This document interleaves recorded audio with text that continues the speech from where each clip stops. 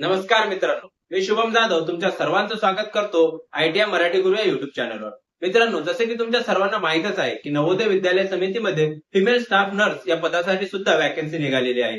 चला तर मग जाणून घेऊयात या पदाच्या शैक्षणिक अर्हता काय आहे, त्याच्यानंतर तुमची वयोमर्यादा काय आहे आणि त्याच्यानंतर जर का तुम्हाला नवोदय विद्यालयामध्ये तुमचं सिलेक्शन झालं तर नवोदय विद्यालय अलॉट झाल्यानंतर तुम्हाला कोणती कोणती कामे करावी लागतील या संपूर्ण माहिती संदर्भात हा डिटेल व्हिडिओ आहे. चला तर मग सुरू करूया व्हिडिओला. तर मित्रांनो, जशी लोकांची नावातच हवा असते तशी या पोस्टची नावातच त्याचा अर्थ सामावलेला आहे. तर तो कसा? हे जे पोस्ट आहे ते फक्त आणि फक्त महिलांसाठीच राखीव आहे, कारण की पोस्टचं नावच आहे फिमेल स्टाफ नर्स. म्हणजे बीएससी नर्सिंग केलेल्या फक्त आणि फक्त मुलीच हा फॉर्म फिलअप करू शकतात. म्हणजे बाकीच्या डिपार्टमेंटमध्ये आपण पाहतो की जर का स्टाफ नर्सची जागा निघाली तर बीएससी नर्सिंग झालेले मुलं किंवा मुली दोन्हीपैकी कोणीही हा फॉर्म भरू शकतो आणि त्याच्यानुसार त्यांची मेरिट लागते. परंतु मित्रांनो, या डिपार्टमेंटमध्ये तसं होत नाही. या डिपार्टमेंटमध्ये फिमेल स्टाफ नर्स एकच पोस्ट असते आणि ती फक्त आणि फक्त महिलांसाठी राखीव असते. तर मित्रांनो, शैक्षणिक अर्हता तर तुम्हाला माहितच झाली असेल. बीएससी नर्सिंग पास असलेली कोणतीही व्यक्ती हा फॉर्म फिलअप करू शकते. मित्रांनो, वयोमर्यादा जी आहे ती 35 वर्षांपर्यंत निर्धारित केलेली आहे. एससी आणि एसटी साठी वयोमर्यादेमध्ये 5 वर्षाची शिथिलता देण्यात आलेली आहे आणि जे ओबीसी कॅन्डिडेट आहेत त्या ओबीसी कॅन्डिडेटसाठी वयोमर्यादेमध्ये 3 वर्षाची शिथिलता आहे. मित्रांनो, चलान जे आहे ते चलान थोडंसं जास्त आहे. बाकीच्या पोस्टसाठी सुद्धा सेम चलान आहे. जसं 1500 रुपये ईपीपी साठी सुद्धा आहे आणि आपले जे लॅब अटेंडंट आहे त्या लॅब अटेंडंट साठी सुद्धा 1500 रुपये चलान आहे. तसंच हे जे फिमेल स्टाफ नर्सची जी पोस्ट आहे याच्यासाठी सुद्धा 1500 रुपये चलान निर्धारित करण्यात आलेलं आहे. 1500 रुपये म्हणजे 1000 रुपये अप्लिकेशन फी आणि 500 रुपये तुमची प्रोसेसिंग फी, असे एकूण 1500 रुपये तुमचं चलान असणार आहे. एससी आणि एसटी कॅन्डिडेटसाठी अप्लिकेशन फी मध्ये तुम्हाला मुभा देण्यात आलेला आहे. म्हणजे तुम्हाला अप्लिकेशन फी देण्याची गरज नाही. तुमची फक्त आणि फक्त 500 रुपयाची तुमची प्रोसेसिंग फी आहे, तेच तुम्हाला पे करावे लागणार. मित्रांनो, जे तुमचा पेपर पॅटर्न राहणार आहे तो कसा राहणार आहे? पेपर पॅटर्न मध्ये तुम्हाला एकूण 120 मार्काचा पेपर राहणार आहे. 120 मार्काच्या पेपरमध्ये तुम्हाला 70 मार्क्ससाठी टोटल 70 मार्क्ससाठी तुम्हाला तुमचा सब्जेक्ट बेस्ड नॉलेज विचारणार आहे. तुमचा जे बीएससी नर्सिंगचा जो सिलेबस आहे तो त्याच्यावरच निगडीत तुम्हाला 70 मार्कांसाठी क्वेश्चन विचारले जातील आणि उर्वरित जे 50 मार्क्स आहे त्याच्यामध्ये 15 मार्क्ससाठी रिझनिंग विचारतील, 15 मार्क्ससाठी तुम्हाला जनरल अवेअरनेस विचारतील आणि करंट अफेअर्स विचारतील आणि 20 मार्क्ससाठी तुम्हाला 10 मार्क्ससाठी हिंदी विचारतील आणि 10 मार्क्ससाठी इंग्लिशचं भाषा साक्षरता म्हणून तुम्हाला 20 मार्कांसाठी प्रश्न विचारतील. असे एकूण 120 मार्काचा हा पेपर राहणार आहे. आलं लक्षात? मित्रांनो, एकूण 121 पदांसाठी पदभरती होणार आहे. किती? 121. आणि यासाठी तुम्हाला वेतनमान जे राहणार आहे ते तुम्हाला लेवल 7चा पेमेंट राहणार आहे, ज्याचं बेसिक पे आहे 44,900.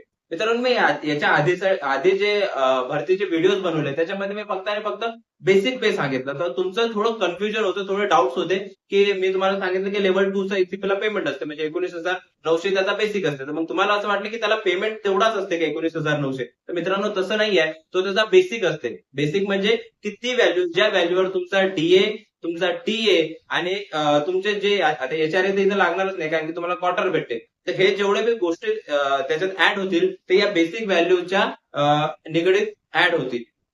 म्हणजे 19,900 जर का तुमचा बेसिक आहे तर 19,900च्या बेसिकवर तुम्हाला 50% डीए भेटणार आहे. म्हणजे तुमचा जो पेमेंट आहे तो 35,000च्या वर जातो. तसाच हा स्टाफ नर्सचा जो पोस्ट आहे, या स्टाफ नर्सच्या पोस्टमध्ये लेवल 7चा पेमेंट आहे. लेवल 7चा पेमेंट होते 44,900 त्याचा बेसिक आहे. 44,900 जर का बेसिक असेल तर त्याच्यावर तुमचा 50% डीए लागेल, तुमचा टीए लागेल आणि त्याच्यानंतर जो तुमचा पेमेंट बनेल तो जवळपास 70,000च्या वर जाणार किंवा अप्रॉक्सिमेट 70,000च्या जवळपास जाणार. तुमचं कन्फ्युजन होतं, मागच्या व्हिडिओमध्ये मी असं क्लिअरली सांगितलं नाही, म्हणून या व्हिडिओमध्ये मी तुम्हाला ते डिस्क्राईब करून सांगतो. तो बेसिक आणि बाकीचे अलाउन्सेस मिळून तुमचा पेमेंट डिक्लेअर होत असते. बेसिक जे अमाऊंट आहे त्या बेसिक अमाऊंटवर हे बाकीच्या गोष्टी अवलंबून असतात. म्हणजे डीए जो लागणार 50% हा बेसिक 44,900च्या 50% त्याच्यात ऍड होईल. त्याच्यानंतर तुमचा टीए वाढेल. तुम्हाला इथं एचआरए नसते कारण की तुम्हाला इथं क्वार्टर अलॉट केलेलं जाते. ईसीपी आणि स्टाफ नर्स ही मोस्ट इमर्जन्सी पोस्ट आहे. यांना क्वार्टर असते म्हणजे असतेच. बाकीच्यांना सुद्धा इथं क्वार्टर अलॉट करून दिलेलं असते, परंतु यांना एकदम मस्ट असते. क्वार्टर जर का कमी असते, पण या दोघांना क्वार्टर तुम्हाला म्हणजे नवोदयमध्ये दिलेलंच असते. आता आपण बघूयात की तुम्हाला जर का नवोदय विद्यालयामध्ये तुमचं सिलेक्शन झालं आणि तुम्हाला एखादं नवोदय विद्यालय अलॉट झालं, तर तुम्हाला कोणते कोणते कामे पार पाडावी लागतात किंवा तुमच्या एकंदरीत जबाबदाऱ्या काय असतात. प्रत्येक नवोदयमध्ये एमआय रूम म्हणून एक रूम असते. तिथं स्पेशल म्हणजे मेडिकलच्या जे बेसिक मेडिसिन्स असतात ते तिथं अवेलेबल असतात. मुलांना जेव्हा काही प्रॉब्लेम्स येतात, कोणाला ताप आली, कोणाला सर्दी आली, कोणाचं पोट दुखत आहे, कोणा एक खर्चटून पडला, तसे बेसिक मेडिसिन्स तिथं ठेवलेल्या असतात.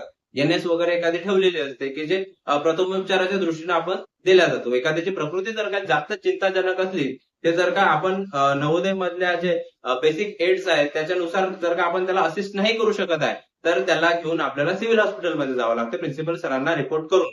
म्हणजे मुलांच्या आणि मुलींची जे बेसिक हेल्थची जी जबाबदारी आहे ते फक्त आणि फक्त स्टाफ नर्सवर असते. सोबतच जे पाणी असते आपल्या विद्यालयामध्ये, जे मुलांना देण्यात आलेलं पाणी जे आहे, त्या पाण्याची गुणवत्ता चेक करण्याचं काम स्टाफ नर्सचं असते. त्याच्यानंतर जे मुलांना जो आहार म्हणून दिला जातो, तो आहार सात्विक प्रकारचा असला पाहिजे आणि त्या आहाराच्या बाबतीत जे स्वच्छता आहे, ते स्वच्छता सुद्धा मेंटेन झाली पाहिजे, याची जबाबदारी स्टाफ नर्सची असते. विद्यालयाचा भोवतालचा जो परिसर आहे, या भोवतालच्या परिसरामध्ये साफसफाई झाली पाहिजे, जेणेकरून जे डास वगैरे ज्या गोष्टी आहेत त्याचा प्रादुर्भाव विद्यार्थ्यांपर्यंत पोहोचला नाही पाहिजे, विद्यार्थी बिमार नाही पडले पाहिजे, याची सुद्धा जबाबदारी स्टाफ नर्सवर असते.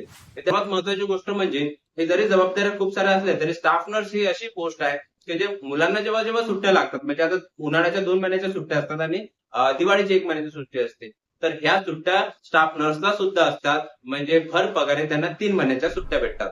सांगायचं तात्पर्य म्हणजे 3 महिने भर पगारे सुट्ट्या असतात, पेमेंट त्यांचा कटत नाही.